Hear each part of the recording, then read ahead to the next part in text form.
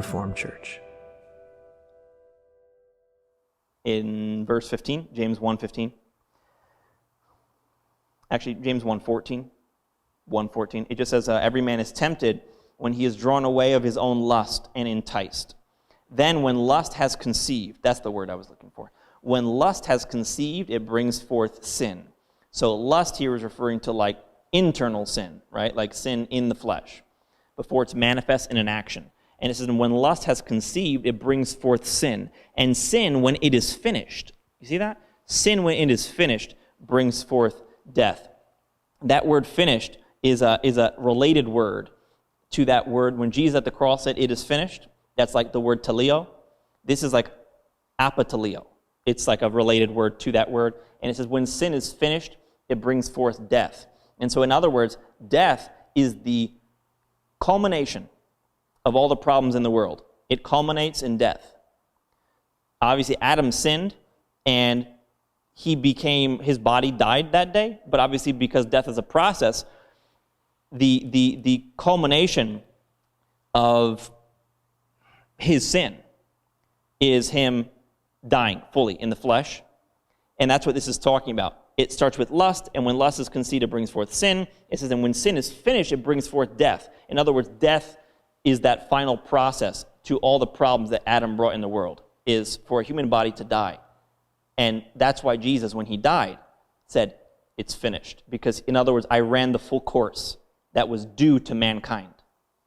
Right? He bore sin, suffered, and he let sin run its full course in his body, which is what? It ends in death. Sin, when it is finished, in other words, when it's finished with all its repercussions, because being born in sin has repercussions, right? Being born in Adam's sin has repercussions, which is death, right? Again, the process, meaning death or corruption. But when sin is fully finished, giving its repercussions in a human body, it ends in death. That's its final repercussion, is that final death in a human body, and that's why Jesus said, it's finished, or teleo, just before he died.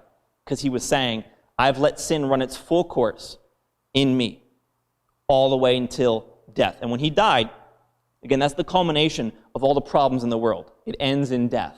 All the problems in the world end in death. And our Savior let sin, Adam's sin, run its full course in his body, and also the repercussions of the law as well. Not just the repercussions of sin from Adam, but also the repercussions of transgressions to the law. All of that ends in death. And so that's why when Jesus died, he said, it is finished. But basically what he means by that, this is the end of the process, the end of the repercussions. This is the end of sin. This is what it looks like when sin runs its full course in death, and that's when he died, which basically means there is nothing that Adam brought into the world that Jesus did not finish. Because what is the end of what Adam gave the world? Death, and that's what Jesus did at the cross. So I mean, it's a cool verse to see that sin process and what sin does, and then likening that to the cross and kind of seeing the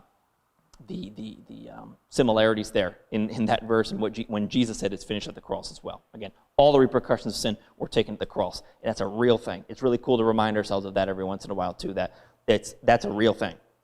Someone really did this. It's not just someone in heaven that we're talking about. This is someone who really took on flesh and really let this happen in his flesh for our flesh, right? We hope you enjoyed this message from Reformed Church. If you have, please share this with someone else and help us get this unpopular message to the world. If you'd like to support Reformed Church, you can do so at reforminus.com/give. Also on our website, you can take advantage of our free messages, articles, and even full discipleship courses. Start reforming your mind now at reforminus.com.